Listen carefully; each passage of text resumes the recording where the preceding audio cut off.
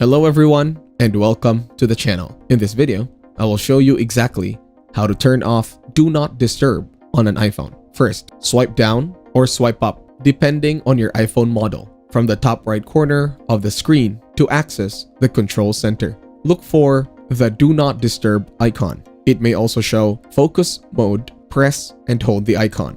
A pop-up will appear. Ensure that the Do Not Disturb option is turned off or grayed out. If it was enabled, holding down and disabling it will turn off Do Not Disturb mode.